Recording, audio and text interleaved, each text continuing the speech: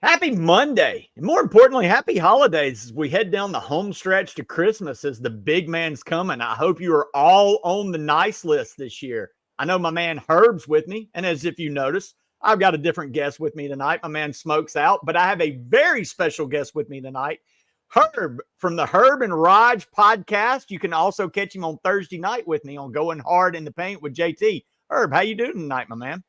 I hate everyone and everything, and you suck.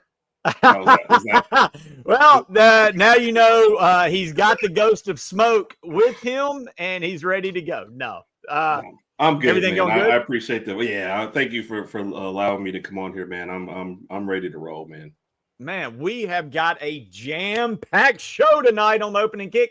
It kind of got it got twisted. I'm not going to lie. We were just going to talk college football playoffs. We're going to talk all about everything but Bama and Ole Miss's woes, but the portal is not going to allow that. And I guess with the insanity that's broke out today in the portal, we would be remiss if we didn't talk on it a little bit. But we're going to talk college football playoffs. We're going to talk NFL playoffs, man. We know everybody here don't just stop on Saturdays. We know you love Sundays as well. Every one of you probably has a fantasy football team or 7. But, hey, man, if you haven't been paying attention, the NFL season's heating up, and there's a couple teams starting to separate themselves. So we're going to talk about it. Give a little bit of NFL talk on this Monday night. With that said, before we give NFL talk, we got to give a little bit of love to the people that keep the lights on here at the Bama Standard and the opening kick, and that is one Lamstone Company. Check them out at realrockstone.com and do it, but after the show, of course. Have you ever dreamed of having beautiful natural stone in or around your home? Well, don't settle for subpar materials. Check out Lamstone Company's selection of natural stone products to meet all your project needs. Lamstone is located in beautiful Aniana and is one of the oldest, most trusted sources in the state. So contact them today and tell them we sent you using the promo code TheBamaStandard to receive 10% off your stone purchase. That's a hell of a deal. Go give those people love at Lamstone Company today, the ones that keep the lights on. Again, we love you. We got another sponsor coming up. I think Raj has got a little bit of swag from them, but we'll get to our boys at Whitwell here in a second. With that said, hit that like and subscribe. Who has a bit of swag? I think you got a little bit of that swag. But did you say Raj has a little bit of swag though from that? Does Raj have it too? No, I think you just said Raj has a bit of swag. Oh, good Lord. At least I said his name right. Let's just go there. I might have said the wrong name, but I'm getting it right now. We're taking baby steps. Look, Herb, when you're the backup to JB all the time, you're gonna have to expect some folly like that on here, buddy. Oh. Well, I got it from Justin last night. I just thought you were better than that, man. Oh, it hurts. Where's my heart? It hurts. Somewhere in there. I don't know. Look, Rod, if you're out there watching, we love you, man. I hope the Raj show is going good. Man, I think I'm gonna have to come on there and talk a little about Ole Miss next season. Yeah, you are invited, man. Anytime. With that said, I'm not gonna talk much of that tonight. We're gonna talk a little bit of portal before we get going. Before you do that, hit that like and subscribe. If you're on Twitter, X, come over to the Bama Standard on YouTube. Hit subscribe, like. That way you are getting all the alerts to all the awesome shows that are here on the Bama Standard. With that said, man, Herb, unless you've had your head in the sand, you know that the thing that everybody likes to complain about the most outside of NIL, there's the two dirty words of college football now, portal and NIL. And man, it has struck Alabama in a major way the last couple of days. Today alone, we've seen Emmanuel Henderson hop in the portal. Jaylen Mbakwe, man, 5-star, got a lot of playing time in his rookie year at Alabama, got some time in the return game, saw a lot of time in the secondary, but Justice Haynes hopping in the portal yesterday, man. What's going on? Is this something to cause alarm? Is this just the new world? Do we need to, I don't know, man. Talk to me, Herb. I hate it. And people think you're just, I guess, being a homer when you say it. Man, I'm just not upset. First off, if I'm 18 and somebody's coming at me with $1 million, like I said, man, where are we at? North Dakota? I'll go there. Maine? That's fine. I'll go there. Like you've got to expect that, And then some of the other demand, a lot of these are rumors, right? Don't know the young man, so I can't tell for sure if any of this is for sure. But there's rumors of other demands, like, can you guarantee me a starting spot next year? So, like, you can't in December give someone a pay raise and then say next September you've got a spot locked up. And for the people who are like, oh, you should have just thrown whatever money at it. Yeah, you guys are some of y'all are the same people who are terrible at your jobs and who like take your 20-minute bathroom breaks once an hour. Like you can't do that kind of stuff. Alabama can't outbid everybody for everybody. So does it sting a little? Yes, but I feel like, and maybe this is Lane's motivation, people are more upset at the Mbakwe thing because of the ties to Ryan Williams than they are upset just at losing a backup corner. So I saw faith in the coaching staff, man. I think we're going to be fine. Does it sting now? Yeah. But are we going to bring in some key people and we'll be at a top 3 recruiting class? We're going to be fine in the future. But this is definitely the new world order. Well, I was going to save the question for later, but, man, you kind of segue into it, Herb. Tim, new school pass. Y'all think Ryan Williams might leave because, him and Jaylen Mbakwe had their YouTube channel together. You mentioned people are nervous because of his relationship with Ryan Williams. And, man, I get that, but I think it's really far-fetched for Ryan to hop in the portal. But maybe I'm wrong. Do you know anything there? I don't know anything particular. I don't think he goes. And didn't we just lose Cunningham because he was trying to avoid Ryan Williams? That'd be funny for them to try to get him to go there too. No, I think he's fine. I think he's going to stay there. And I saw somebody in there from Broke to say, I am broke. Christmas is coming up, man. It's rough on a brother. So we can't afford everybody in the portal. But again, I'm not worried about it. It sucks for the bowl game. I'm more upset at that losing a lot of the depth at wide receiver for the bowl game. But other than that, for next year, I'm okay. And you can't, these kids are asking these exorbitant amounts, man. Yes. You can't just pay them all. And I will say this, man, they're not going to get what they're asking. I think you're going to see a lot of these kids this year, all these agents that are asking numbers. Jaheim Otis is a great example. Didn't play all year, and he's asking $1.7 million. Who's going to pay that? I just don't. I fully expect at some point the market to correct itself because you're just not going to get. That's too much money and too many kids hopping in. I just don't see how you do it. And you pointed out that a lot of these kids are now. You saw the Florida kid was the first one that they kind of made a big deal. That linebacker that was making demands. I want to start $45,000 a month. Yes. A starting position. In on third downs, more heavy in the rotation. And then the rumors today were Mbakwe was demanding a starting role. Yep. And you can't have that shit. I'm sorry. I don't care how good they are. There is a point where these kids have got to start learning lessons, and you got to have some kind of integrity about how you're running a program, and you can't just give kids starting jobs. I know that there's been promises in the past when you needed a 5-star quarterback and you promised a kid, hey, you come in, it's your job, we need you, yada yada. But on the flip side, you can't have kids that are fighting for positions, demanding that in the offseason. It's just batshit crazy, man. Yeah. So if they go, and just assume that if that's the type of mentality they have, you don't want them on your team anyway, and they're probably going to take the team they're going to down with them. So it's nuts, man. It's the best thing for the portal will be for Ohio State to lose to Tennessee in the first round. Yeah. So a lot of these people can just see, hey, just throwing a whole lot of money at a whole lot of people is not going to be the path to do this. And, we're talking about Ole Miss, and I know we have some Ole Miss fans maybe on the show, so I apologize, but no, they just threw a whole lot of money and a whole lot of people from the transfer portal. Maybe one of their most talented teams ever still came out at 9-3. And went to a Gator Bowl. Say what? Yeah, paid close to $15 million for a Gator Bowl. That's a fail. Yeah, so you can't. It's not it's not the path. So of course we're Bama fans. We always jump in and we're going to treat it as crazy. And do some of them hurt, but I saw somebody over there say I'm not mad at the play. I'm not either. If I was 18 and like I said earlier, if somebody threw $1 million at me, I would go. That's fine. But Alabama's going to be fine. Yeah. We're still going to get talent in. This was happening at the end of the Saban era, so it's kind of like maybe why he wanted to leave. But your better teams lose 15 to 20 every year because nobody wants to sit behind anybody anymore. It's just how it is. Well, and look, to the other side of the Ole Miss argument on that, though, is they went 9-3 and paid that, but the line of being great and winning championships and losing a game or two here is a 4th and 8 or a Lulu play sometimes. And while I do think it's viewed as a failure because they put it in, I also think Ole Miss probably doesn't because it put them in the conversation. They see themselves as one play away, and they can sell future players like Walter Nolan, and his draft stock went up. Trey Amos I know this is crazy, but his draft stock went up. He's looking like he may even be a first round. they're selling that to kids. Like, so it was a bust, but I think they're giving one more year of trying this crap out. But I don't know, man.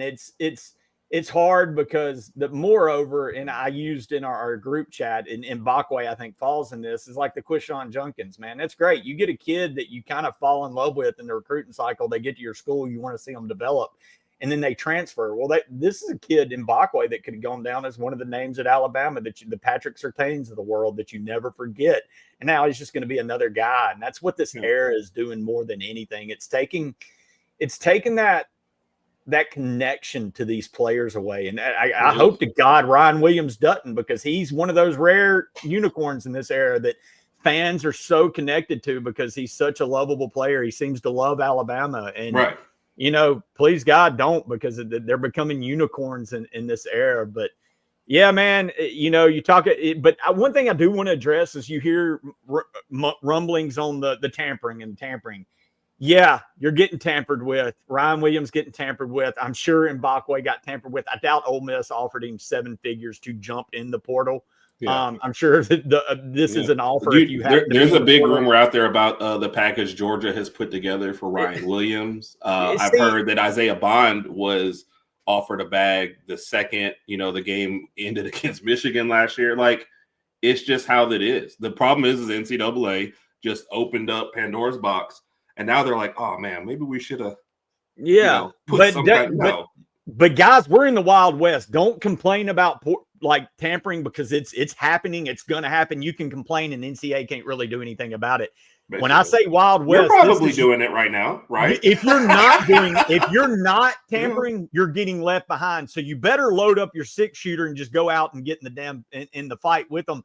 Because if you aren't trying to tamper with other teams, because look, people are talking about Ole Miss. Ole Miss had to pony up for Austin Simmons, who you saw come in against Georgia and looks like a 6'4" Tua. Well, guess what? Hugh Freeze absolutely made Ole Miss have to double their payment for that kid. Sunterian Perkins, Ole Miss is paying more because Auburn. It's happening, guys. Just know if you're paying more, somebody's probably tampering. But if you're not tampering, you're freaking getting left behind. And someone made a good point about Junkins did nothing this year. Exactly.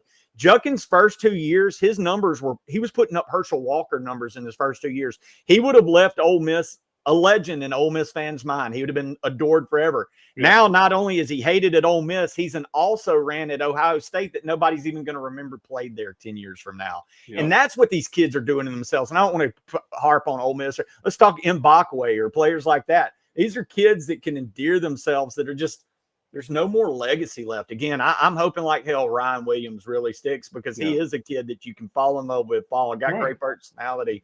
But, man, it is money. But, hey, if you're not tampering, you're not playing the game right now, because the NCAA has lost all control and everybody's damn doing it. So you better get in there and get dirty, because until they get some kind of control on it, that's the game we're playing, and it's an ugly, ugly game. Oh, it is. And more than anything, it sucks for us as the fans, because it's taken away. I mean, you want to fall in love with these kids, but how can you fall in love when you're scared they might not be here the next year? So and these kids, look, man, and correct me if I'm wrong, they can't be mad when fans turn it off on them. No. And I don't know why they think and so you bring up like 3 different points in there that are floating around in my head. One, saw somebody post today, and I forget her name on there, so I apologize if she's actually watching, but she was like, I'm not even buying a jersey with my mom's name on it at this point, you know. And we went to A-Day game and Crimson watches on there, and her jersey has her name on their back. And I'm like, that's the way to go, because I'm looking at I bought 2 shirts off one of these little things that says they give the money to the players. And I was just looking at it before I was picking out which shirt, you know, as I was getting tailored and dressed for the show tonight. One of them was a Justice Haynes shirt. I'm like, oh my, of course. You know, I don't even like running backs for real. And that was a random shirt that I have in there that I'll probably never, ever wear again. So, yeah, it's just, you don't really create a legend for yourself. And I know I'm probably missing a lot here, but outside of like a Jalen Hurts and like, you know, Ja'Cory Brooks was a nice story, there's not a whole lot of people transferring out that are just going on to be world beaters. You know, maybe, you know, Holstein had a nice year with Pitt, but that still remains to be seen. But a lot of guys, you know, outside of quarterbacks, you're not seeing a whole lot of people transfer out from here and just be like, oh my God, we really missed that. You know what I mean? And I know people don't want to bring up Downs. Downs was going to be good wherever he went, right? But Isaiah Bond disappeared for the year. So those were probably our two biggest from last year. So I'm with Russell there. And well, I mean, do you see, is that it for Bama? I don't know what, I mean, or can we, we need to hold our breaths on the Bama side? That it's funny because we asked that last night and we thought we were done. And then these two hit today. So now I'm scared to say anything. You know, you still have roughly, a little under 2 weeks left of the portal. So I thought it would have been done by now, especially with all the bowl prep. But, I honestly don't know anymore. Is there Jimmy Clay, man, one of the greatest Bama fans on the planet. He loves it all. He loves the purity. Sorry. And he's trying to, you're right, Jimmy. Petty, money, and more money. Hey, we appreciate the money, but make sure you're sending it to that collective because it needs to be going. We need to be sending all them 20s up there right now because, gosh, you got to keep it. And that's the thing, man. You can't keep asking fans to give and give and give in this. That's at some point. It's just give more, players leave, players expect more. But make sure you buy that jersey with their name on it, even though they're not going to be here next year. At some point, man, these kids are going to realize they're going to be playing to a half-full stadium, and they have no idea why. Because forever, man, look, college football's always been a turnover. 4 or 5 years, you got a new team every year. Coaches come and go. We are the ultimate cheer for the jersey, cheer for the uniform, cheer for the university you grew up loving. But good God, you got at least, I mean, even the best players in the greatest days, you got 3 years out of. So, I mean, it's, man, Damon, look, people are talking about where Ole Miss is getting this money. How do they have more than us? I'm be real. You want an answer to this? Bama got set behind in this deal because of Saban in the portal era, in the NIL. Bama got a discount. And the Saban discount was a real damn thing. Bama could promise NFL. They could promise more money. They could promise kids development. And they weren't having to pay what kids were having to pay. When the portal and NIL came out, and let's be real, Bama fans, you know that Bama fans have – I'm going to give some credit to the Bama fan base. It's one of the highest IQ fan bases in college football because you've always been around winning. You know what it takes to win. And the expectations are there. So you kind of got a good view of how the SEC is. That's why Bama fans right now are perplexed by Ole Miss. But that's where Ole Miss. Well, can I stop you right there? Yeah. Bama fans are really high IQ. Saban fans, Bama fans fight with because there's just a difference between the people who've been here the whole time and the people who just came in the Saban era. And I think you have a real big disconnect between those two parts of the fan base. But very true. But both sides know that in both of those eras, Ole Miss has always had a glass ceiling. They might win 10 games and get a Cotton Bowl or Sugar Bowl, but that's the best Ole Miss was going to do. When this NIL thing came out and Bama didn't have to jump wholeheartedly in because of the Saban discount, they were still getting those players. There were programs like Ole Miss, like Tennessee, who's fallen to the wayside that said, this is our chance. I've had a glass ceiling forever. And this is a new era. Ole Miss, and I'll be honest, the Grove Collective, Ole Miss had a lawyer in Jackson, Mississippi that got with Jerry and Ely and realized there was loopholes and no parameters. Their lawyers pretty much wrote the book on how to work NIL deals without it being for profit, without it being non-for-profit. I know this is insane, and it was hard for me to believe until I read it. Ole Miss was ahead of the game in setting up collectives in NIL and doing it the right way. And when I say doing it the right way, Ohio State, Texas A&M, there was 5 or 6 big programs that were ahead of even Ole Miss, but they were set up as a profit. And Ole Miss lawyers realized, hey, you do this, the government's going to shut it down. When they started, they did. All of those programs had to start from beginning while Ole Miss was just sitting there still building theirs. Ole Miss had Realtree who got involved. If you've watched their games, they have a crazy-ass helmet they wear once a year. They are literally letting their biggest sponsor dictate a uniform. That's something Alabama would never do. Ole Miss is literally letting a camouflage or an outdoor company pick their uniform one time a year because they're buying on players. And I'm not saying all this. You're asking why Ole Miss is in the game, why Ole Miss is able to do this. I'm just giving you an answer right now. They saw the ceiling get broke open. They had some lawyers that knew what the hell was going on, and they jumped on it while a lot of teams weren't. Why Alabama didn't have to. Now, that's not to say Ole Miss doesn't have the money of Alabama. I'm not even saying, and that's why you're like, well, how did they have that? They don't have the Bama money, but Bama didn't have to gear up their machine. And when they geared up the machine, they were already kind of starting from behind. But when Bama gets the NIL machine going, the Craig Drummonds and all that of the world, no, there's no, I mean, the only teams you can't compete with in that world are the Texas oil money teams and USC and schools like that. But no, Alabama absolutely has the money. It's just, this is the one time in our college football lives that Ole Miss kind of had their shit together a little bit and kind of had the money. And I don't mean to go on a tirade, but I know Bama fans are sitting there saying, how the hell is this happening at Ole Miss? That's just how it's happening right now. Can they sustain it? Who knows? Because if Ole Miss has one more year of putting $15 million into a team that goes to the Gator Bowl, they're not going to keep doing that. Yeah. That's where Alabama's built different. Alabama's never going to quit trying at football. Even if this was a down year, they're not quitting. You're bringing in Keelan Russell. Look, I think DeBoer's a great coach. I think he's going to work out. If he doesn't work out, Bama doesn't quit. They keep great, and that's just the difference right now. But no, that's why Ole Miss is a player in this game. How long it lasts, who knows? But right now, they're a player because of all those key demographics. But on the flip side, man, to Bama's don't think the Bama machine's resting on any freaking laurels. So I'll say that as well. No. And I think like this new regime probably gets it a little bit more than the old regime. And I think that's the direction they're going to be moving in, But you still have to be, you can't outbid everybody for your players. People are going to come after your players and you have to make decisions, So you can't be like, let's just collect everybody, kind of like in Ohio State and spend $20 million on your roster. You just can't do that. Decisions have to be made. The fans, we're not going to be happy at every decision, but you got to trust the guys in charge. They looked at, Mbakwe, a bunch of demands in a million. If you give in to this one, where does it stop? If I'm a starter and you're paying my backup and promising him my job next year, what does that mean for me? Do I go into the portal? Like, people are just, they don't take the whole thing into account when we lose a player. They're just like, I just didn't want to lose that one player. Well, some of it's just going to be unavoidable, man. It's just how the whole portal is set up.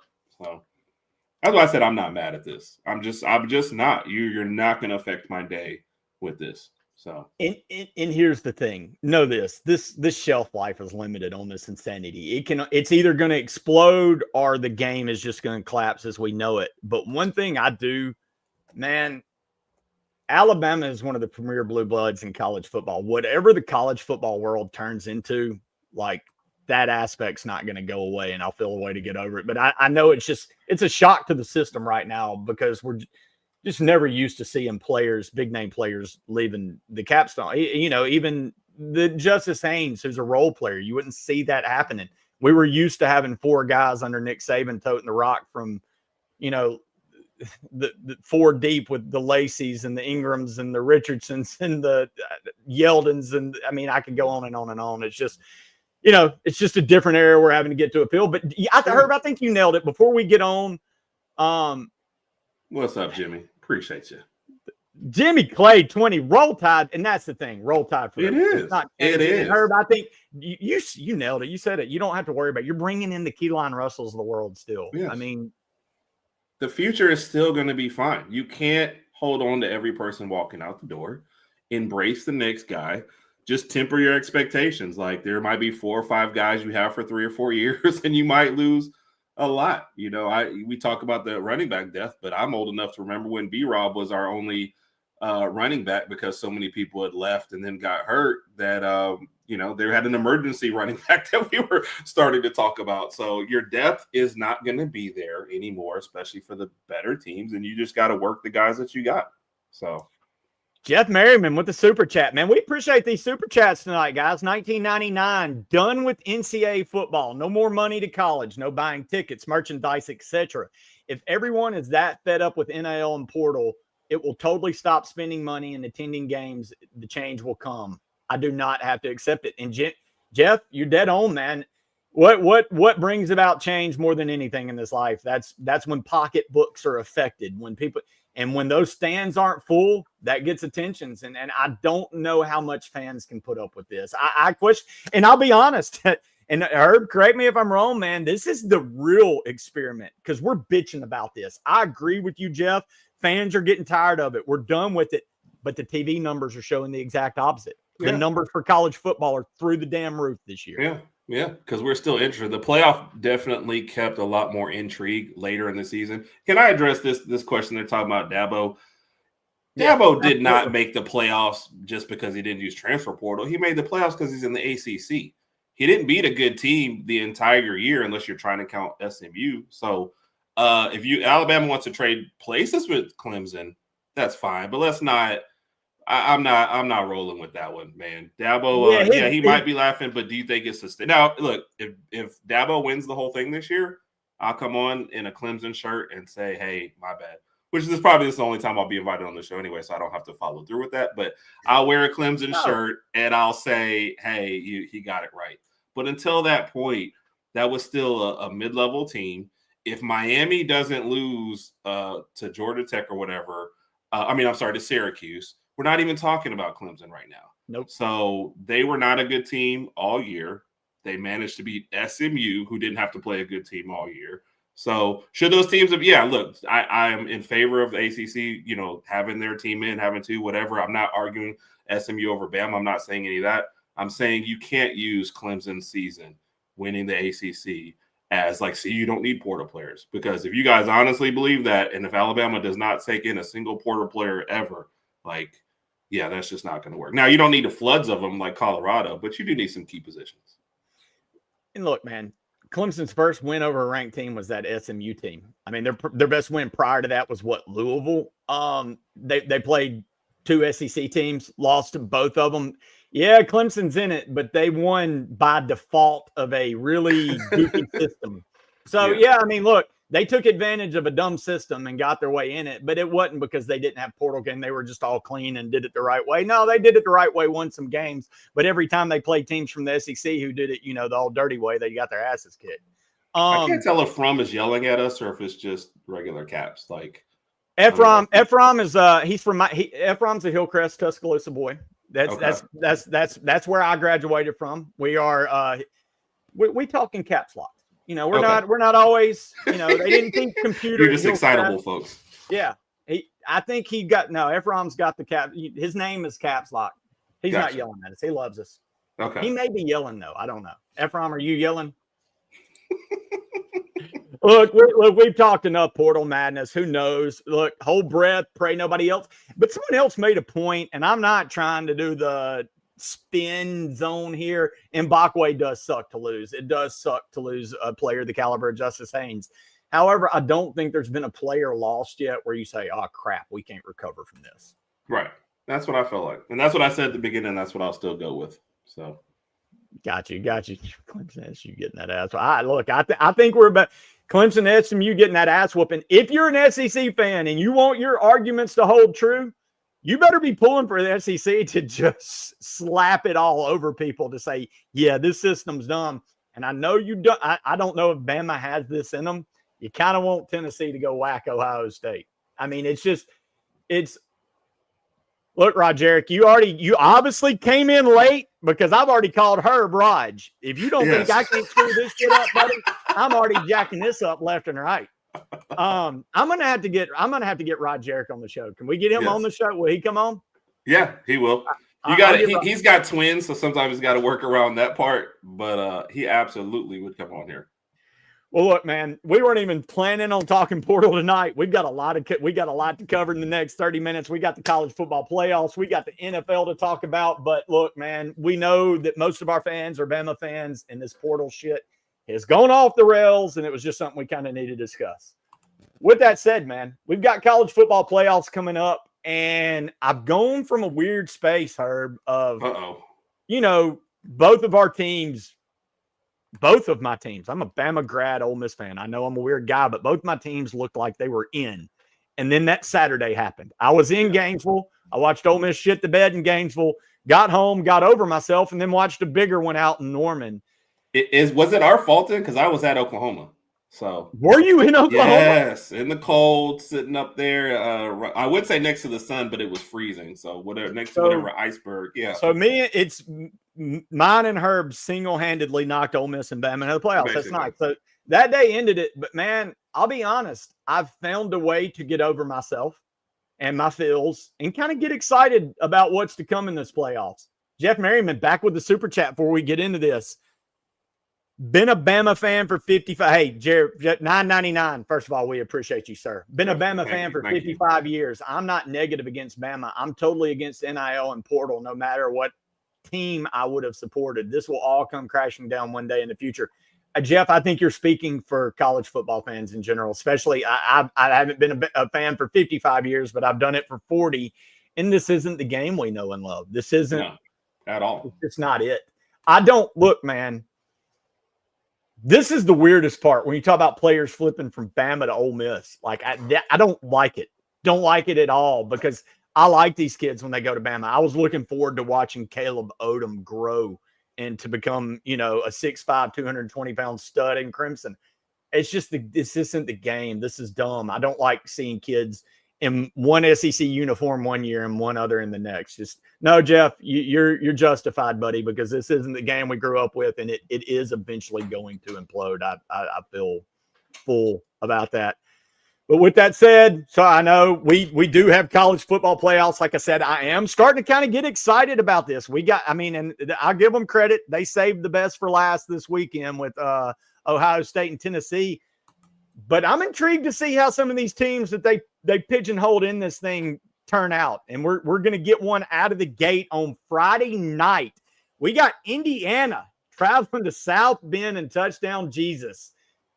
Notre Dame, 7 o'clock Central, ABC, Alphabet Network. Notre Dame right now is a 7-point favorite. Riley Leonard is after their loss to Northern Illinois, which most people thought would disqualify them from the playoffs. Notre Dame just kind of kept winning. Indiana had that Cinderella season. Everybody thought they were the real deal until they played the one true team on their schedule that kind of exposed them. With that said, though, Herb, I'm not sold. Look, I know Riley's had a great year, but, man, Curtis Rourke has had a very impressive year. Kirk Cignetti was really pounding his chest for Indiana. And I know that Indiana kind of got exposed against Ohio State, but I'm not sure how good Notre Dame is. Is Notre Dame better than I'm giving them credit for? Or are they going to just tell us what we all believe about Indiana? Or can Indiana go in and pull an upset here? Yeah. Indiana actually had Ohio State on the ropes early on in that game. It looked like that was going to be a game, and then we realized Ohio State wants to start every game out slow and then just kind of impose their will. I feel like this is going to be a fairly boring game. I think Notre Dame is going to kind of slow it down. I think they're going to let their defense take hold, and they're just going to be like, look, we just, like the Alabama teams of old, you don't have to win the game on offense, just don't lose it, and eventually we'll make a play here or there. I'm honestly not looking forward to this game for that reason. I'm not a defensive guy. I'd rather, like LSU Ole Miss back in the day, 52-40. Like those are the games I love to watch. But that's what I feel like. I feel like Notre Dame is probably a little bit better. You had one early season hiccup, and then you've just been crushing the team. Now, do they play anybody great? I get it. No. But I think the defense is going to be solid, and I think that's what's going to get them by Indiana in this game. Yo, it's hard to argue that, man. I'm on the fence with what I feel here, because I do feel like Indiana somewhat got exposed, but not to the point like you said. They hung in there for a minute before things got out of hand late. Yeah. But and Ohio State tacked on a late touchdown, I guess, to push that game out of reach too. I think people may have written them off too much. I'll probably be backing Indiana in this. I'm not. Look, man. There's been no program in college football that's gotten more handed to them than Notre Dame. Look, we talk about why did Boise get the non-Power 5 spot? Is Notre Dame in a Power 5 that I know of? Are they in one of these conferences? Because it sounds like two teams got automatic bid. I mean, they're still in a bid, and there's nobody even says, well, what conference are they in? What did they win to get there? Yeah. They did nothing. Well, their thing is, though, they can't get a bye. So that's what they're eliminated from. Only conference champs can get a bye, but they can definitely get the top. Yeah. Wow. Number 5 is the highest seed that you'll ever see them. Which is still horse shit. But it was better back in the day when USC was good and like the first game of the year was good and then they mixed in one. It was better when their schedule is better. But when USC falls apart, the rest of their schedules kinds of falls apart. That's why we focus so much on Northern Illinois. We don't know that much about Notre Dame because you can't think of a memorable game they played on their season outside of that. Right. I guess you want to talk about A&M in the first game, and the first game, the first games. Yeah, you never know what you that have, don't count. Yeah. So, yeah. I'm with you. This is probably going to be a snoozer, which is why they put it by itself on Friday night to hope they could force everybody to watch it. Because again, this is going to be the litmus test for the playoff committee, to be honest. These were the games that nobody wanted. You're telling me right now that if you had Alabama going to South Bend, what kind of damn TV turnout, what kind of reception would you have? And let's take away Alabama. What about South Carolina and Notre Dame? That'd be more intriguing than Indiana. Ole Miss, Notre Dame.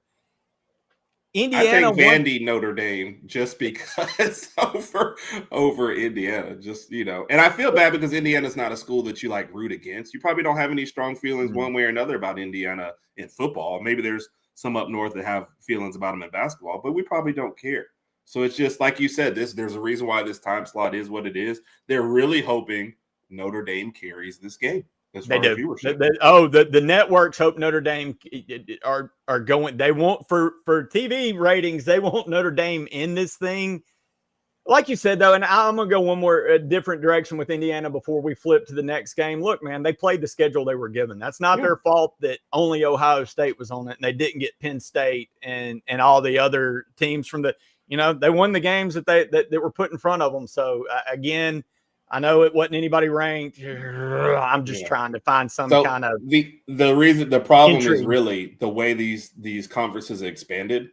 You just have too much at the top where people aren't over. Like, look at Texas' schedule. They didn't have to play the top 5 teams in the SEC outside of Georgia, and they lost to them. And I don't know if you want to bring up that super chat or wait till the Texas game, but I hope we don't see that super chat. Now we'll pull it up, but no, I expect this game to be ugly. This could be a game that Notre Dame exposes Indiana. Jimmy Clay making it rain tonight. $40 Me and Jimmy got to hang out later. Texas versus Georgia for the national championship. I hope not. Though. I hope we don't get a third matchup of that shit. Dogs will beat them for the third time. How about some Bama softball? Jimmy loves it. I'm with you on that one, Jimmy. I hope we don't get that. And I'm not, I don't care for either team. But if I'm Georgia and I beat Texas at Texas, and then I beat Texas for the SEC championship, and then I lose the third match of the year for the national championship, I'm like, we're 2-1 against you, and you get the national championship. Like, no. Then that does make it really damn murky. But hey, Jimmy, good on you for that. Chat. Jimmy started it. Give us while we're talking college football playoffs. Give us your prediction for who you think's going to be in the championship game and who you think's going to win it. Drop those predictions down in chat for us. And if you want to make it rain like Jimmy, we won't be mad at you. We do love some Jimmy. Man, Jimmy's got my autograph. And I told him, man, Jimmy, like when I write on this, the ball gets devalued immediately. Like it's now worth less than what you paid for it. Jimmy, I honestly, one of the greatest guys. Merry Christmas, Jimmy. We love you, buddy. All right. That, for sure. That game's over Friday. And then we kick off just with another banger Saturday morning. SMU is headed to Pennsylvania State University, the home of James Franklin and the team that can never beat anybody of substance but just beats everybody else. Is SMU everybody else? Vegas thinks they are. Vegas has Penn State 8.5. I'm thinking that's because they're going to be at home in the cold. SMU's kind of new to this world. But I tell you, Herb, man, I think this is the one.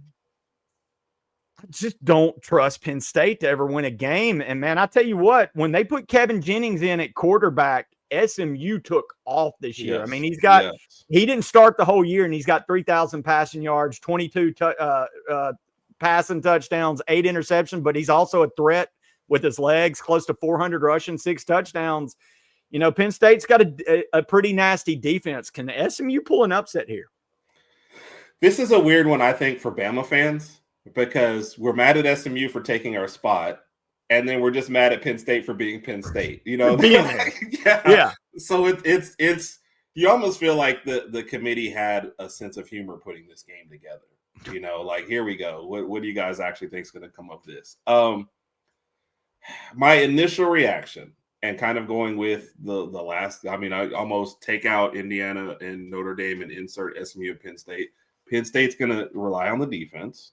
They're going to rely on that cold weather. They're going to slow SMU down.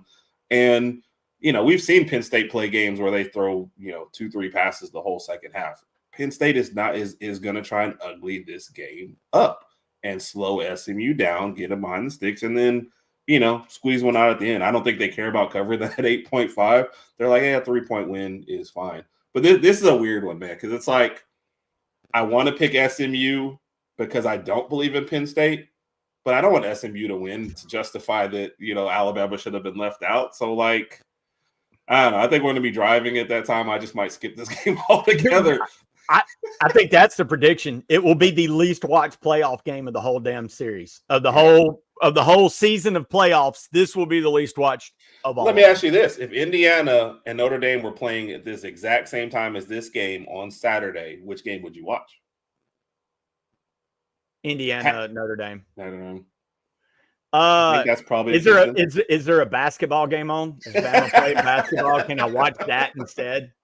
Nope, you're stuck between those two. And you know what's funny? Before the controversy, I rooted for SMU. I love their story. Oh, yeah. I love the first time being in. They're not even getting ACC money yet. And they had a chance to win the ACC. Give me the Pony Express. I love their, give me, come on. But like you said, but then how it happened, you're like, oh, hell no now. You just lost to this crappy team. You finally play a team. You lost to BYU too. So again, your best wins Louisville, SMU. So again, they're going to go up. Hey, shout out to Louisville. They're taking a lot of shots today. We're sorry. You're everybody's best win in the. You're everybody's best win, and you're not that. You're going to the Idaho Potato Bowl, maybe. Who knows? Who cares? But I guess my problem is I saw Penn State live last year in the Peach Bowl. Drew Allar is mid. Ole Miss. This is the one, and he's coming back, right? So yeah, this is the one that bothers SEC fans, and especially Ole Miss fans, because we dominated Penn State, and they're not any better than they were last year.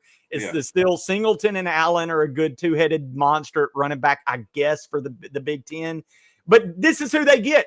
They're going to get SMU and win. And Penn State's good. Well, no, he didn't beat no damn body. So it's like, holy crap, man. This is just – if both teams could somehow lose, it'd be great because Franklin's an overrated coach and SMU doesn't belong there. Again, this will be the least watched of all the games. We got to quit talking about it because nobody gives a shit about this. It's on TNT. Like, is that in between, like, over the top and a Rocky Marathon? Yeah. I mean, if the Inside the NBA crew is there at halftime, I might tune in for that. Otherwise, I'm good. If Shaq and Cyril Charles are holding court, I mean, I'll take everything back you got. That's the only thing worth watching on TNT outside of Rocky Marathons. There you go. Jimmy Clay is making sure that I can actually get my kids a Christmas present. I might even get something for my wife and share it with Herb and Rod Jarek.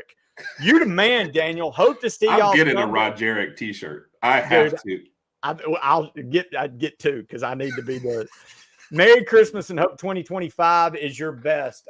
Same to you, Jimmy Clay, man. Merry Christmas. God bless you, brother. We love you, Jimmy. I hope it's the best. I hope team. What number is it? Tell me what team this is for softball because I know that's your deal.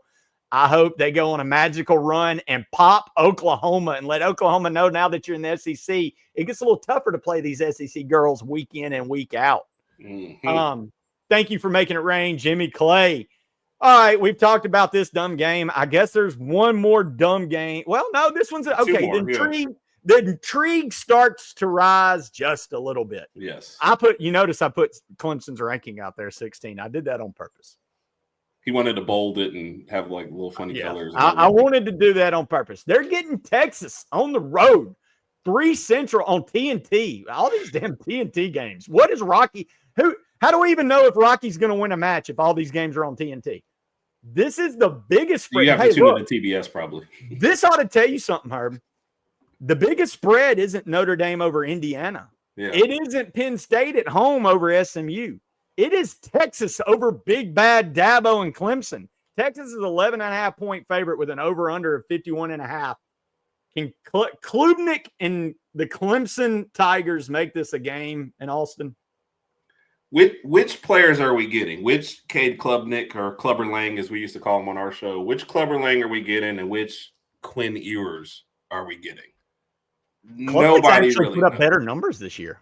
Yeah. But it seems so inconsistent. Neither one of them could beat Georgia. Did something just? I'm sorry, Herb. One thing you'll have to learn with me when I'm running the show is there's some distractors. Van Edwards is a major distractor of mine.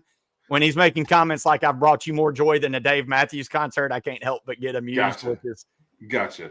Yeah. This is just a weird one for me because you're gonna find I have a lot of haters. I probably want both these teams to lose. I really don't.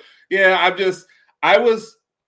never been a Georgia fan, but I wanted Texas to lose the SEC because I didn't want them winning their first time in. Because Texas fans already feel like they own everything, and that would have just been bad. But a Clemson matchup, like I have no faith in Clemson. So I'll probably say Texas just because, but I think Clemson is physical enough on defense to make this uncomfortable for Texas. So I don't know if I believe in this 11.5 point spread. Now Vegas is smarter than me, but they kept giving Bama double-digit, point spreads when we were out there losing to certain teams. So, but I digress. This is an interesting one because it comes down to the quarterbacks, and then how much do we see of Manning in this game too as well. Well, and I know Ewer's numbers are a little stunted because he was hurt this year. Manning got some playing time. He's hurt every year though. We shouldn't. He's a little injury prone. Klubnik, I'll be honest, is one when he came in and for ukulele as a freshman, I thought he moved Clemson a little bit better, but he didn't. I kept expecting him to. I was like, okay, man, he might be the next Sunshine, and he never really became the next Sunshine. No. But I also think he's better than I give him credit for. But he'll also disappear at times in games. Yes. And I just don't think they played the competition. Look, they were they almost let SMU come back. They just the two SEC teams they play smashed them. They played Georgia. Georgia smashed them. Texas can do a lot of the same things with Georgia. Texas defense is real. God bless. I hate that I even said it because the defensive line's name is escaping my tongue. But I think the 11.5 point line's actually dead on. I think this is one where, Clemson had to give it all they could to win the ACC title, but they just don't have the guns. And I think Texas makes a statement. I think the SEC teams make some statements in these bowl games. I think this is one of them. Game with the most intrigue, but it may be the most lopsided of the four that come off on the first weekend. I think Texas beats the crap out of Clemson, to be honest. I'm going to say they keep it under 10 then, which isn't like a bold statement, but I'm going to go out on a limb. I think it's going to be closer. I think it's going to be closer. I think Clemson's going to try and slow this game down. I don't think they're going to try and put it all on Klubnik. Now, the Texas has a physical defense as well, so I think they will kind of beat them up a little bit, but I wouldn't sleep on the Clemson line. I think Trainwreck had a good point out there too. I think they'll slow them down. Yeah, Texas has way more weapons, but how much do I believe in Ewers? So I'm gonna say Clemson keeps it close, but Texas pulls it out. I don't know. I don't see. We'll see, man. Look. I just don't see. I don't see how Clemson keeps this. I feel like this is. But hey, I'm real bad at this. Don't take Herb's bet to the bank before you take mine to the bank. No. Jimmy Clay, 29. Make it a team 29 with a $29 super chat. There you go. All that Jimmy's a good guy. I got to invite Jimmy over too. As well. Team 29. Hopefully they win you a title, Jimmy. And I know why you love them girls, because again, it's the purity of the sport. It's one of the last pure things we got. Team 29, I hope they do it for you. If you're a Dave fan, we know you're passing it. Wow. I don't know what you're talking about. I plead the fifth.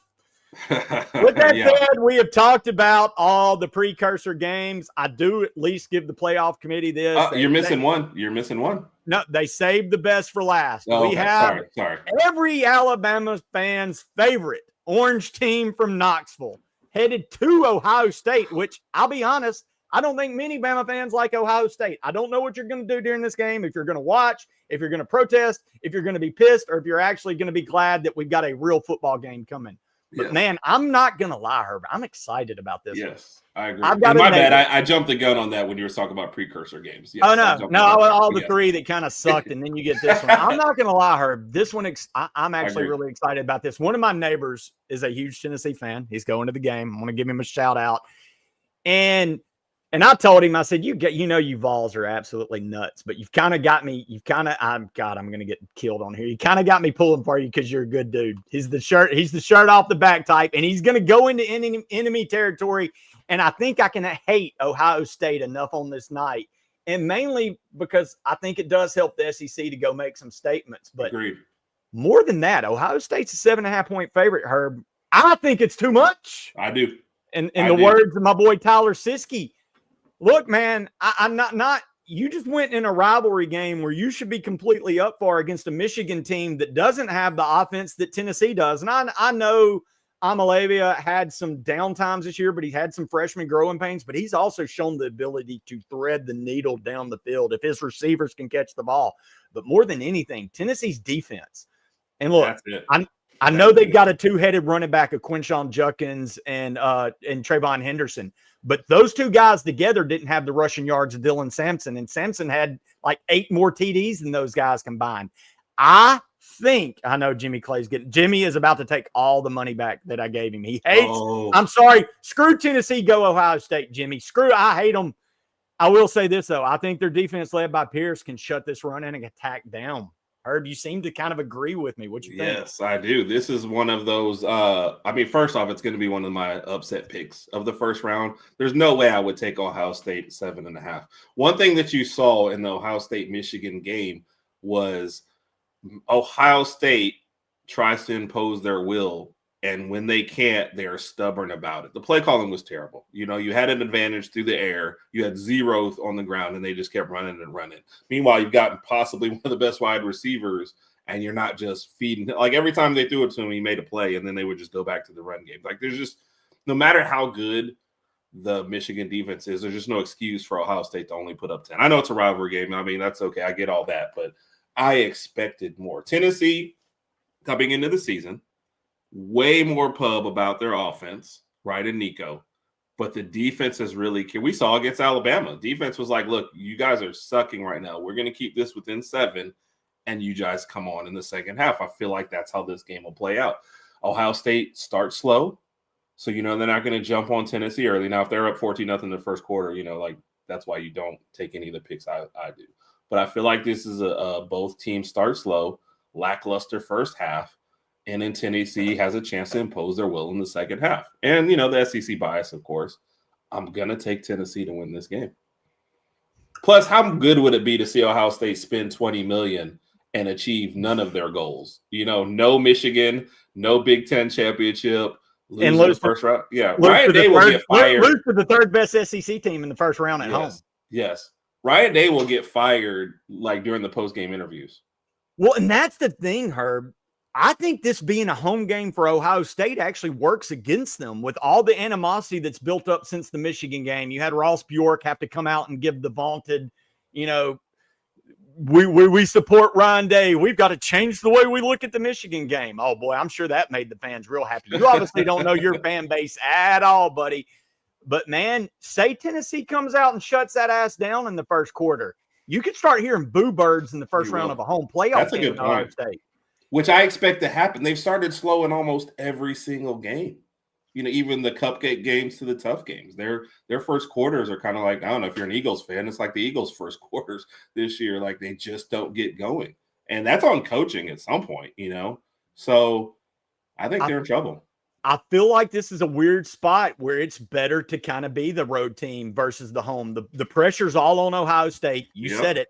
They spent all that money to win a championship, and it's looking like they're just a 6 seed. You're getting the third best SEC team, and this SEC team's got a defense that can do to you much more of what Michigan just did a couple weeks ago. Agreed. Again, Tennessee can go in that locker room. You're not at home. You can do the me against the world thing. You can put the chip on your shoulder, all that.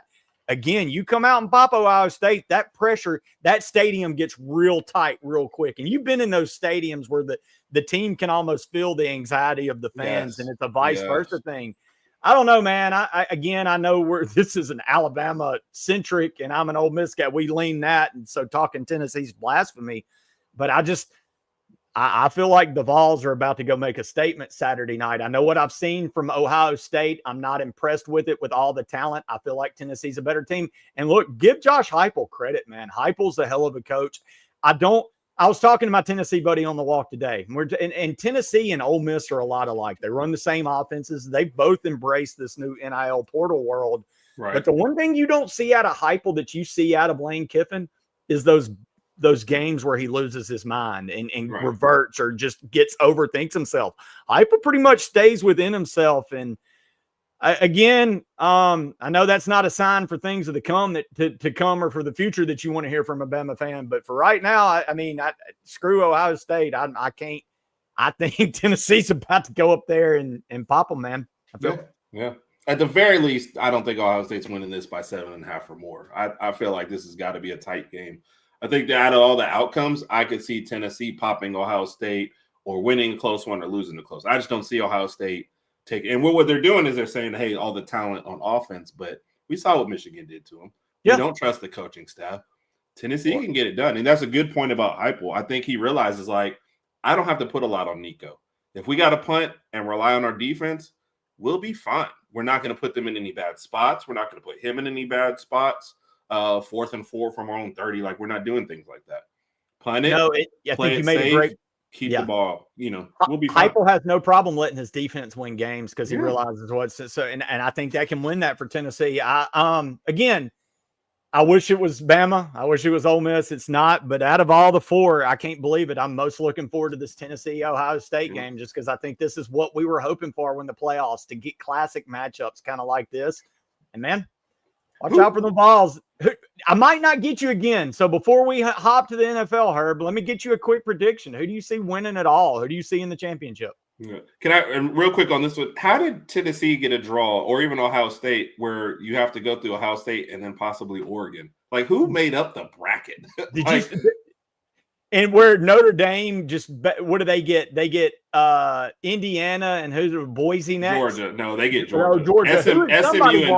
SMU, Penn State, then Boise. That's that little. Penn State's the one that got the draw that's going to make them look like a much better team than they ever were, and it's going to be horse crap that's going to piss me off. And then that's the one, Penn State. Yeah. So Raj and I are doing our picks, I guess, tomorrow, but I've got two the chalk one and the crazy one. So the chalk one is Oregon, Georgia, just because. The crazy one is Tennessee, Notre Dame. Ooh. Yes. Sign me up for the latter. That would be. I'm tired of Georgia. I want something new. Even God, I know I'm saying this, and a year from now, I'm gonna be cussing myself like, why did you wish Tennessee success? Now we have to deal with this lunacy, you dumbass. Yes. And everybody here will rightfully curse me, and I will be cursing myself. Yeah. With that said, well, root for Arizona State versus Boise State then. That game will be like an hour and a half long, and you can probably handle both those fan bases. I kind of like, dude, I know we get in the whole who they beat, yada, yada. I watched Arizona State the last several weeks. Man, if you ain't watching, they're a fun freaking team to watch. Cataboo is a hell of a player. He's one of those old-fashioned don't fall down. He kind of reminds you of a Nick Chubb, Mark Ingram, dudes that just don't know how to fall down. Their center of gravity is weird. And balance is so ridiculous. Yeah, Arizona State with a sledgehammer, and they just kind of go this way and keep on going. It's ridiculous. If I had a team outside of the SEC that I'd want to see get hot and do it, I wouldn't have a problem with the Sun Devils being the one. I agree. With that said, man, let's get weird here on Monday night. We've never really ventured, we ventured away from Bama here on the Bama Standard, which was a first step for mankind, giant leap for. But we're going to venture into the NFL. But before we venture into the NFL, we got to get one more bit of love to our big time sponsor, and that's WhitwillSports.com. Today, before you head down to my neck of the woods, Tampa, to watch Alabama take on Michigan in the revenge game or the whatever, get that title towel. Go to WhitwillSports.com today. Tell them the promo code STANDARD and get you a little bit of discount. So, you don't have to spend all your money on the title towel before you head down to Tampa. It's a pretty expensive city, by the way. They've got some endeavors to get into, but don't go down empty-handed. Get your title towel on hand today and let those Michigan Wolverines know that Bama is coming with that title towel, and have those, you can wipe up those Michigan. And these are great folks too, man. They personally like these people too as well, man. So it's nice to support a product that you're also like, I also can hang out with these guys. So they're great people over there, man. Love them. After all my BS, Herb said it best. Whitwill is one. They are some. They're at every one of our shows. They have been so supportive of us. Yep. They are good people. If you want to support good Bama people, support the sponsors we've got at this show. They are all Bama people. Lambstone is Bama to the core. They've had 3 Crimsonettes in their family go through that capstone. They're all Bama folks. Whitwill is Bama to the core. These are Bama folks. So support the Bama folks that support the Bama standard. With that said, we got a little bit of NFL, Herb. I know all you people. I know all you people don't just turn the TV off on Saturday. You turn it on Sunday because you've got 27 fantasy football teams and you want to see.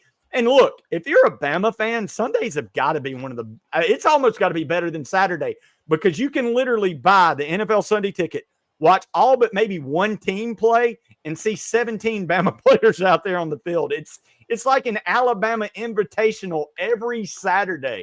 So, Herb, man, if you haven't been paying attention, it's getting a little hot, man. Josh Allen is playing a different level of football, but I don't know if his defense can keep it. Man, all of a sudden, the Detroit Lions are a Super Bowl contender. They've drafted supreme. So I'm one of those that was when they drafted Gibbs at 12. I was like, I love Gibbs, but that's way too high. And now I'm like, was it? I mean, never mind. You know what? What do I know? Yeah, the reason why I'm not a GM. You know, the thing for the Lions right now is, will they have enough people to get to the Super Bowl at this point? Because they are losing key people every week. Lost 2 more defenders this past week. Defensive linemen just left and right. And David Montgomery out for the season too as well. Like it's. I would have said yes before yesterday, despite however the game played out. But now it's just, yeah, exactly. They're a mash unit on defense. Nailed it. Montgomery is going to hurt more than you realize on offense because that really helps out Gibbs to not start off the game. You know, you have, what the Sonic and Knuckles thing that they're doing. I don't know how much they've got left to get to the. Already lost Hutchinson, who would probably be a defensive player of the year candidate. Like, absolutely. It's tough. The best thing for them is that I was going to say Philly's the only team you fear in the NFC, but then, can they even get out of their division, get to the finish line with the Vikings and Green Bay sitting right by? Like, one of the best division in football. Yeah, that is a great point. It's a great division. It seems like that's going to be what it comes out of if it's not the Eagles, who we're going to talk about maybe being I think the AFC is much more competitive, but those are the teams vying for it. So, I mean, I don't know, man. I didn't know that about off the street, but I don't know where else they're going to get anybody. I hate it. I'm rooting for the Lions. Oh yeah, you want to see them. They're one of the 2 or 3 teams that haven't won it. You kind of want to see them break through. And look, you got J-Mo, you've got Gibbs. They've got a cast of Bama players up there. And look, Branch, Terry, and Arnold. I think they're just like every other round. We're going to get a Bama person. So. I'll be honest, though. I feel like that Bills-Lions game, not maybe so much a Super Bowl previewed exactly who they are and if they can get there and showed you what they are.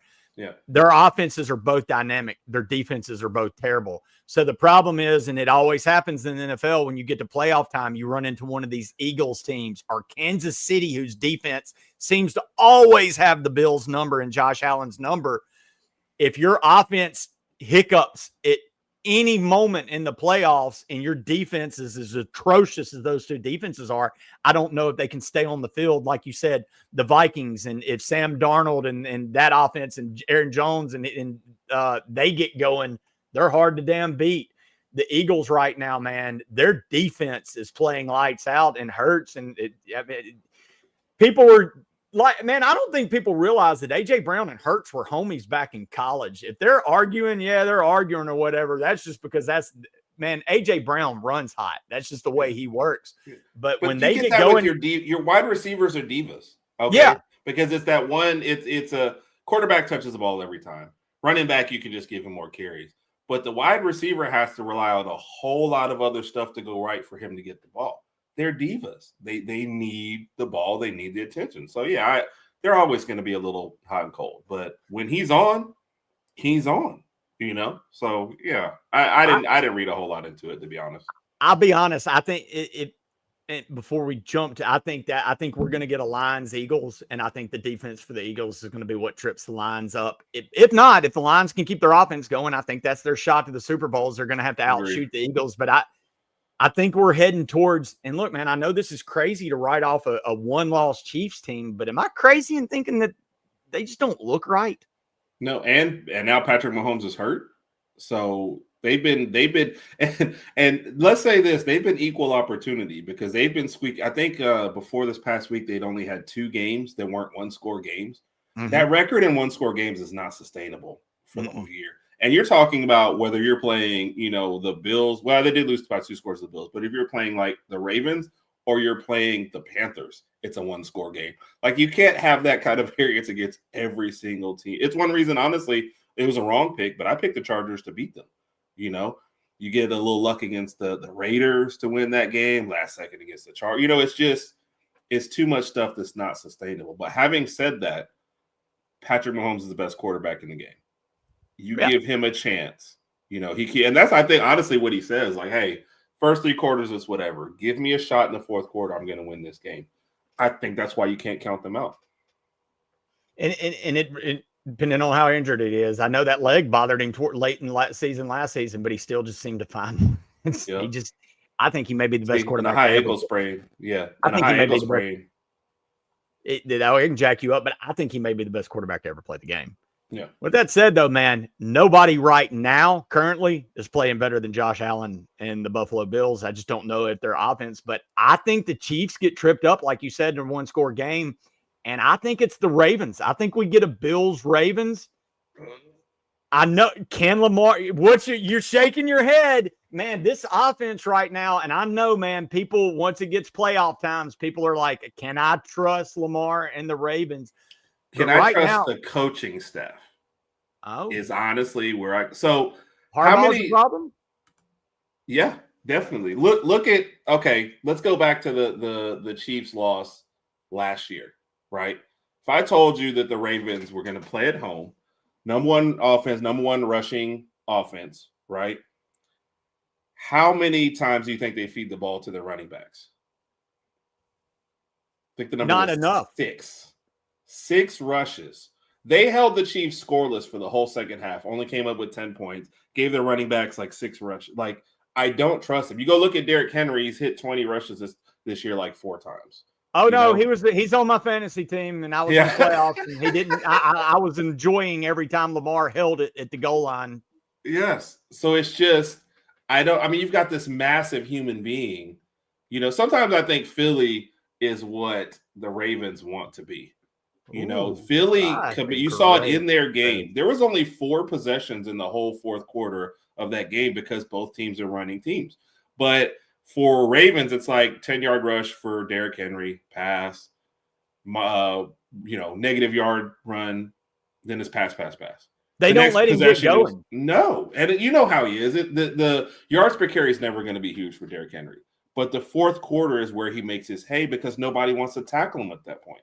But the Ravens, you go look at their losses. There's a lot of 13 carries, 11 carries. It's just not consistent enough. So do I have full faith in Henry? Yeah. Do I have faith in the Baltimore staff to give him the ball? No. And you're kind of discounting Pittsburgh in this case if you're saying Henry over them. They're not even first in their own division right now. But man, I want to believe in Pittsburgh, but for the same thing, I just don't believe. I can't believe in Russell Wilson going all the way. I know. At this point. That was a softball I threw out to you. I think we'll see, because look, they kind of got their litmus test this week. The last week they got Philadelphia, who kind of manhandled them. And look, I've got a theory on Pittsburgh. If they're underdogs, you bet on them. If they're favorites, you bet against them because that's a good one. They were underdogs last week, though, and Philadelphia stuck it to them. Or they're coming up. One of the few good games this weekend is going to be Philadelphia and Baltimore. It's Baltimore and who were just in Pittsburgh. And I think the Ravens are a 6-point favorite in that game. So this is going to be another test to see if Pittsburgh is for real or not. I'm just not sold on Pitt, man. No, you're right. I don't, and I like, I like Pittsburgh. I like rooting for them. I love the defense, but they're fun. Tomlin, you love their organization, but you can't. I just don't know that's sustainable to go in there and have, maybe my offense plays well, maybe it doesn't. Hopefully the defense, I just don't believe in that enough. Well, but with Baltimore, like I said, it's coaching too, so it's kind of. it's an easy organization to love because they're just blue collared. They keep their they stand by their coach. They don't fire him at the whim. And I love Tomlin. I don't, like you said, I don't think they have offense. We've been asked a few times who our teams are in the NFL before we jump. Who's your team? And I saw that question out there. I don't really have one because Raj Eric, he is a Dolphins guy. So I give him crap about the Dolphins, but then I pick him to win every game because, he loves them. But for me, I follow Bama players. I used to root for the Titans until Derrick Henry left. So I was done with that. So if you ask me right now, who would I like to see? I wouldn't mind it if it was Ravens, Lions. Those would be the two teams I would root for. Philly is right behind them. But if Jalen Hurts and Devontae Smith left tomorrow, I'm not rooting for Philly anymore. So that kind of tells you the way my loyalties will go. But it's kind of the same. My first love, actually, my first hero in football was John Elway. The first game I remember watching was the 86 Broncos Browns. I'm rooting for the Lions. I hope so too. Where Elway brought them back 94 yards with a minute and a half. And at that moment, I became a John Elway fan. So I became a Broncos fan. I love the three amigos, Carl Mecklenberger. I knew them all the way up to Terrell Davis and then win it back-to-back years. So can I give you a Broncos hot take? Oh, yeah. Raj, before the season, after the draft, said Bo Nix is going to be the best quarterback out of that draft class. Now, I'll say this. Daniels is playing well, but, man, Nix in the combination of Bo and send me the coach's name real quick. That for God. Peyton. Yeah. Sean Payton. Yeah. Perfect. Or Gary Payton if you want the glove. That's fine. Yeah. That is a great. I mean, you couldn't have asked, as a quarterback, you need to go to a coach that fits you, and Bo Nix and Peyton are a freaking a match made in heaven. And that's a sleeper team, man. The Broncos with Patrick Surtain and those guys are playing. What you think about the Broncos offense, they're playing great defense, and Bo Nix is doing enough to win games. And man, they're kind of pulling away late. But with that said, I grew up a Broncos fan.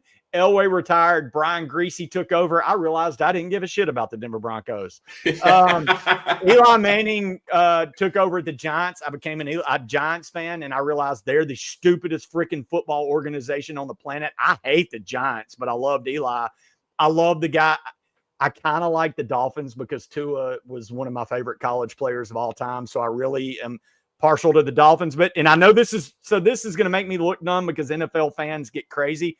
The Dolphins and the Bills are my two favorite teams and their rivals. Wow. I love Josh Allen. I love watching the Bills play. I think his team would die for him. He's that type of guy. He just seems such a cool cat.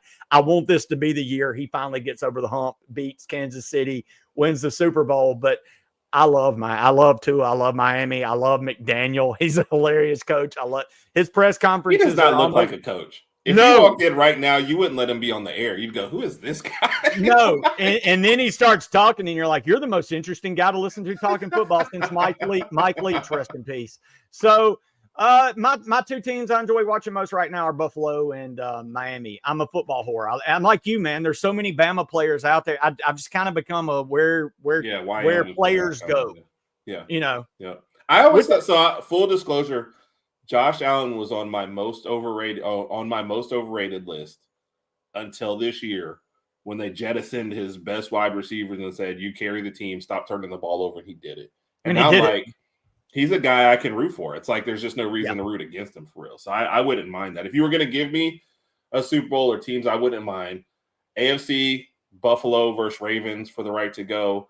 NFC, I'd love to see Lions versus Philly. Everyone else, I'm just kind of I like DeMeco Ryans in Houston, and I did root for them. And my reason for rooting for them also is not just that, but because they made the big trade for Will Anderson, and I'm like, I want that to work out because I don't want that to be oh my God, you traded back up to get the third pick and took a dud. So I root for them, but this isn't their season. Well, and there's so many players out there. Like I said, NFL's a who's who of Bama players. It's kind of hard not with DeMeco actually being a coach and getting, like you said, Anderson. Kind of hard not to root for the Texans. And man, quarterback's a likable dude. I know he's an Ohio State kid, but man, that kid, Stroud's a likable kid. I know he kind of had his sophomore slump a little bit this year, but Texans are a fun team to like you said. And DeMeco is an all-time legend and great guy around here. Agreed. And dude, I think you nailed it. I wrote down my final four, and I'm seeing Eagles, Lions, Bills, Ravens, and I would be completely happy with that. I would. Who's your sleepers? Do you think Denver, the Vikings, maybe I the don't. Bucs? I don't believe in what's the dude at the Vikings Sam Darnold. I don't know that I believe on him in the playoffs. I think he is about to get paid, but I don't think that. Jordan Love, sometimes he takes a little bit too many risks, so I don't know if I believe in Green Bay. And I'm going to go for the top two teams that I want to see get there. So I'm going to say no sleepers on those, but the way the NFL is going this year, I mean, Hurts had a turnover problem earlier in the year. So when he quiets that down, when they rely on their running game, and like I understand they're like, oh, some games he's only going to throw for a little 100. Well, you got Saquon Barkley, who realistically should be number 1 or 2 in the MVP race this year. Oh my God. Yes. How do you not feed that guy the ball? So I get that. But they stick to that formula. I think they'll be fine against those teams. But never, you got Jefferson out there for the Vikings and Addison making things tough. And you got Jordan Love with, no superstar wide receiver, but like 20 decent ones. Playing good ball, man. Love's the hell of a court, man. Love, don't sleep. Like you said, he'll turn it over, but he'll also sling that damn thing down the field. Yep. Love can spin it. But I'm going to stick with my 4, man. Buffalo, this is your year to get a chance at it. Already got beat up by the Ravens once, but who knows about rematches, right? So I think the Bills do finally get them. I'm worried about a trip up because of the defense. I think we finally I think Allen gets there. I'm wanting it to be the Lions, but I'm not going to be shocked when it's the Eagles. And if I have a sleeper, give me my hometown Bucks right here. And Baker Mayfield, man, I'm a Baker guy. Yeah. I know he rubs. If they still had Godwin along with Evans, I would like that a lot better. Godwin, that division is there for the taking. I thought the Falcons would jump out and get it, and now I'm just like, when are they bringing out Penix? Yeah, and I'm with Ephraim. I'm glad nobody here is a Cowboys fan. Screw them and that pants shitting Dak Prescott. I will say this: we did our NFL preview and we had a Cowboys fan on there, Sarah. Great person. Great fan, realistic fan. She went in on them she basically fielded hate stuff for 20 minutes and was like, it's totally justified because of the way the offseason has gone. So it's definitely not a Cowboys fan. It's weird because they're in a weird spot where they should be tanking, and now they're winning enough and they're right on the edge of the playoffs, and they're just like, we don't know what direction we're going in. But Jerry Jones is a great evaluator of talent. And he also turns that organization into a circus. Well, it's just it's the weirdest story that'll ever be told of a guy that brought him there and then just let his ego take it right down. Yes. We talk about fandom. My dad was a Cowboys fan, the whole Landry, all that shit.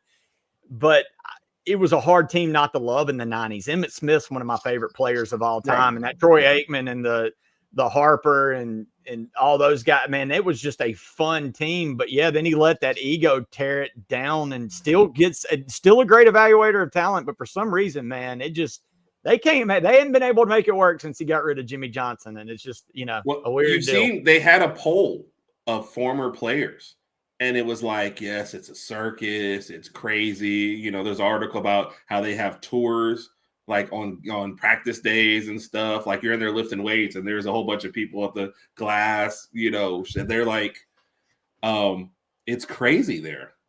So it's like Rocky 3 when he gets his ass beat by Clubber, yes. And it's all the but it's show. Every year. Yeah, but it's every constantly.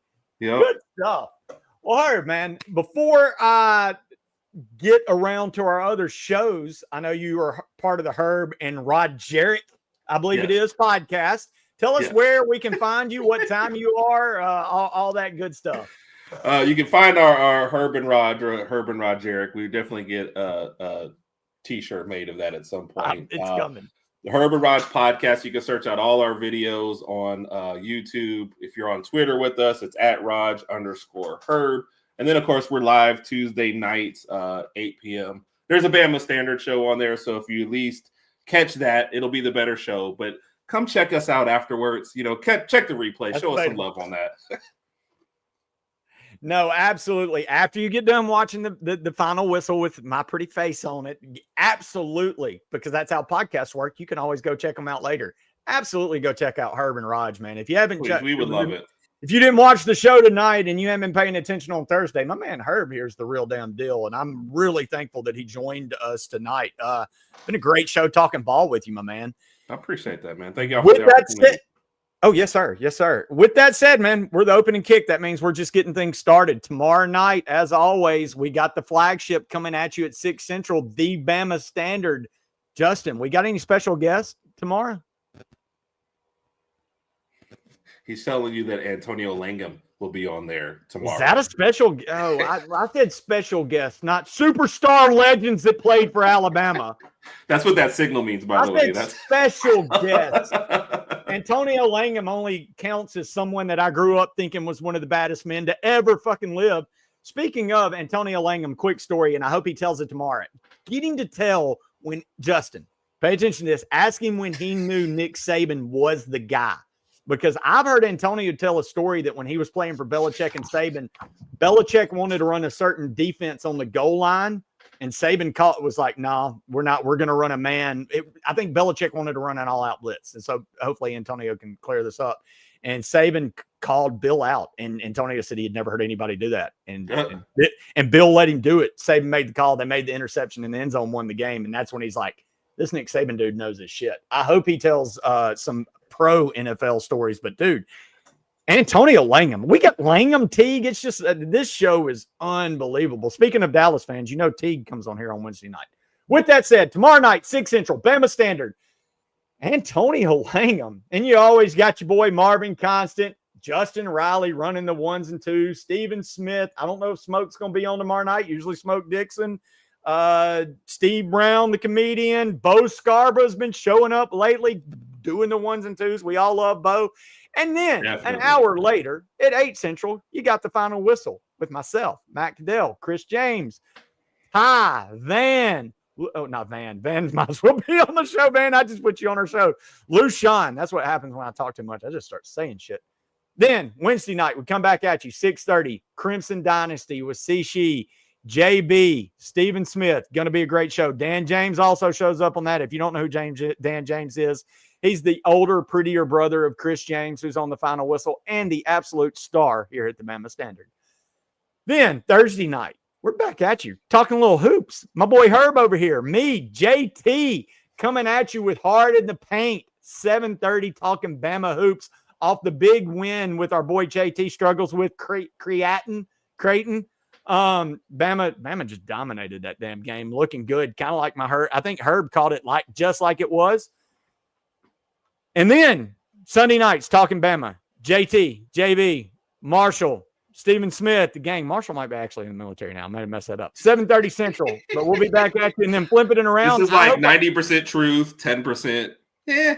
Just follow all the stuff at the bottom. We've told you all that. Whatever I've screwed up, it's got it all right. But basically what I'm saying is we're here at you all week with a lot of great shows, a lot of great content, a lot of great Bama stars. And Herb, I absolutely hope you come back and join me. Bring Raj. I'll come on talk some Ole Miss someday. Again, appreciate you, brother. Appreciate you, man. Like I said, appreciate the opportunity, man. It's been a fun one. Yeah, just show up and see who's here, like Kat said. Yes. With that said, I'm now entering the transfer portal. I hope somebody offers me some money. We'll see you there, Herb. I went in the transfer portal one time. They offered me 50 cents, so I just stayed. I was like, that was the best offer. 52 cents was the best offer I got. I stayed. Well, with that said, I am in the portal. We'll see if I'm still in it next Monday night. See you guys there. Roll Tide, hotty toddy, all that good stuff. I went in the transfer portal one time, and I got an NSF fee. With that said, we will see you next week. Please tune in for the rest of the week with all the great content here at the Bama Standard. Hit that like and subscribe. We love you.